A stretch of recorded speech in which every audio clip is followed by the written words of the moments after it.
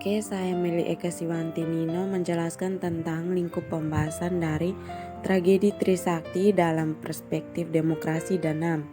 Dimulai dari yang pertama latar belakang terjadinya kasus, yang kedua temuan dan fakta di balik tragedi, yang ketiga meninjau perspektif dalam teori HAM dan pelanggarannya, yang keempat pelanggaran terhadap keberlangsungan demokrasi, yang kelima Undang-Undang Nomor 39 Tahun 1999, yang terakhir kesimpulan. Halo teman-teman, nama saya Lucia Diliani Barenaha. Saya mahasiswi Universitas Nusa Tenggara, Fakultas Ilmu Sosial dan Politik, jurusan Ilmu Politik, kelompok 2 dengan mata kuliah Demokrasi dan HAM. Di sini saya akan menjelaskan tentang latar belakang terjadinya penembakan mahasiswa Trisakti. Peristiwa ini berawal dari rentetan-rentetan demonstrasi yang digelar oleh mahasiswa yang menuntut turunnya Soeharto dari taktanya. Mereka juga menuntut pemerintah demokratis yang berpihak kepada rakyat dengan cara reformasi total. Penyebab tuntutan kepada Soeharto adalah krisis ekonomi terjadi di penghujung Orde Baru, menimbulkan ketidakpercayaan rakyat terhadap pemerintah, kejenuhan masyarakat terhadap pemegang kekuasaan, terjadi perpecahan di kalangan militer, adanya penarikan dukungan internasional, dan terlihat gejala-gejala Presiden Soeharto mempersiapkan putrinya untuk menjadi presiden. Saya dan Tanzila akan menjelaskan tragedi 12 Mei 1998. Nah, saat itu pemerintah Indonesia sedang goyah, tengah menghadapi masalah-masalah berat, dan kerap kali untuk mencoba mempertahankan kekuasaan mereka dengan cara memenjarakan, menganiaya, bahkan membunuh orang-orang yang mencoba untuk menentang kekuasaan mereka.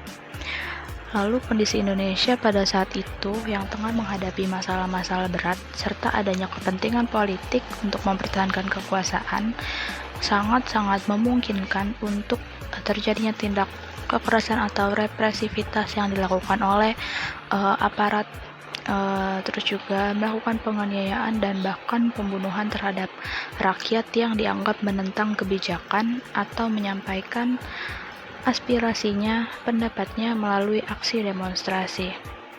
Nah, di sini ada para keluarga korban tragedi Semanggi I yang setiap Kamisnya itu mengadakan aksi damai di depan istana untuk menuntut keadilan kepada negara terkait kasus pelanggaran HAM berat 12 Mei 1998.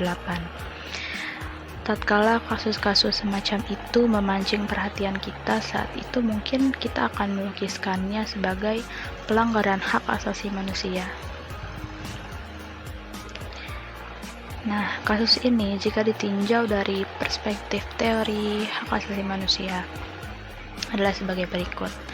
Cikal bakal konsep hak asasi manusia di dunia barat terdapat dalam karangan beberapa filsuf abad ke-17, antara lain John Locke, yang merumuskan beberapa hak alam atau natural rights yang dimiliki manusia secara alamiah.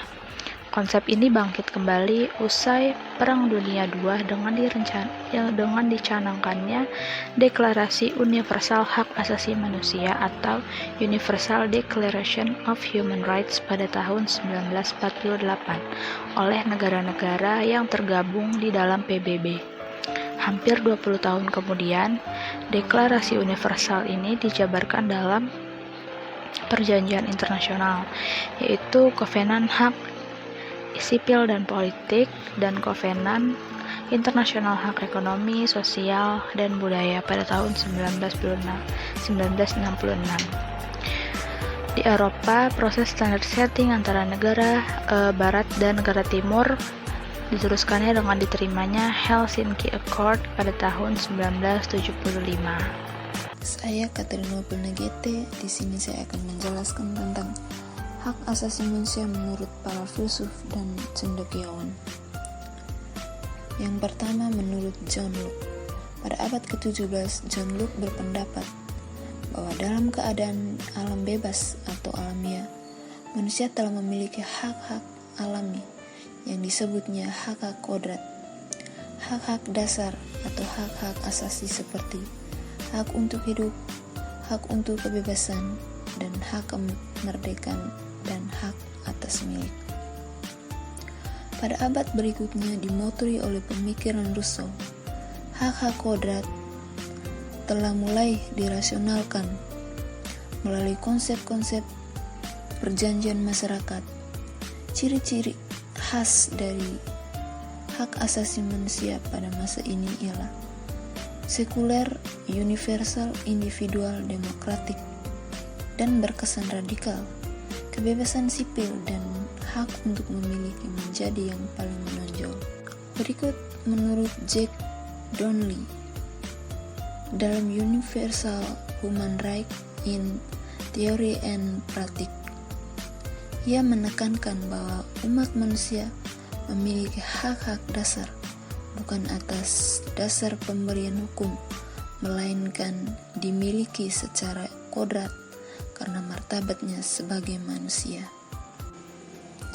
Selain hak asasi manusia menurut para filsuf dan Saya Agnes Wastina, saya akan menjelaskan tentang tanggung jawab negara dan korban terhadap penembakan mahasiswa Trisakti. Tragedi ini kemudian dikatakan sebagai pelanggaran HAM berat karena akibat dari tragedi ini menimbulkan pelanggaran hak asasi manusia lainnya, seperti adanya penindasan terhadap etnis Cina, pembunuhan oleh massa, kemudian adapun kasus pemerkosaan pada wanita, hingga pada kasus pelanggaran HAM berat yang lainnya.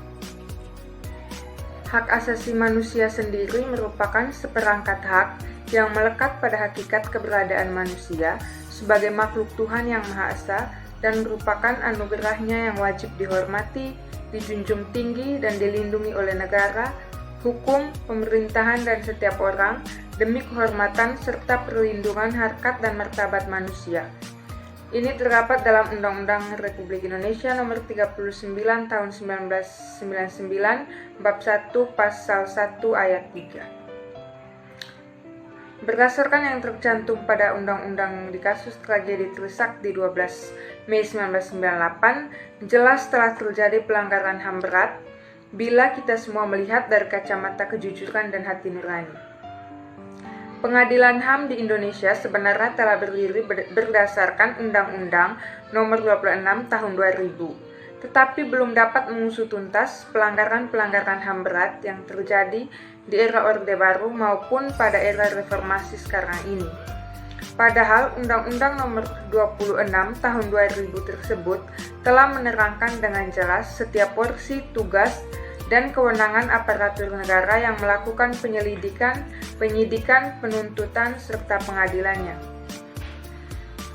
Berdasarkan hal tersebut, bisa kita simpulkan bahwa negara belum bertanggung jawab sepenuhnya terhadap permasalahan atau tragedi pada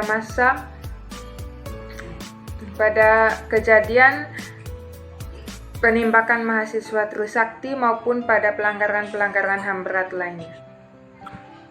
Yang berikut adalah korban pelanggaran HAM pada tragedi 12 Mei tahun 1998. Pada kejadian ini telah menewaskan 4 mahasiswa Universitas Trisakti di Jakarta, Indonesia, serta puluhan lainnya yang mengalami luka-luka. Mereka yang tewas adalah Elang Mulia Lesmana, Heri Hertanto, Hafidin Royan, dan Hendriawan Sie. Mereka tertembak di dalam kampus, terkena peluru tajam di tempat-tempat vital seperti kepala, tenggorokan, dan dada. Kerugian lain berupa bangunan, kendaraan, fasilitas umum pun banyak terjadi, seperti bangunan terdapat 1966 bangunan yang rusak, 749 kendaraan, dan 516 fasilitas umum. Untuk kita semua, perkenalkan nama saya Borgonius Aman, biasa dipanggil Goni. Saya mahasiswa dari Universitas Nusa Cendana, jurusan Ilmu Politik semester 3. Di sini saya menjelaskan dua topik pembahasan. Yang pertama, martir demokrasi mati oleh peluru besi, dan yang kedua, kesimpulan. Nah, yang pertama, martir demokrasi mati oleh peluru besi.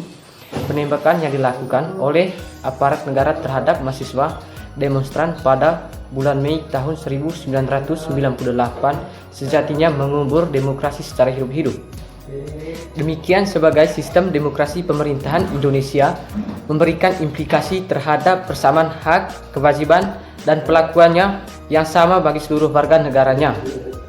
Kebebasan berpendapat pada dasarnya merupakan hak yang dimiliki oleh setiap individu yang dijamin oleh konstitusi.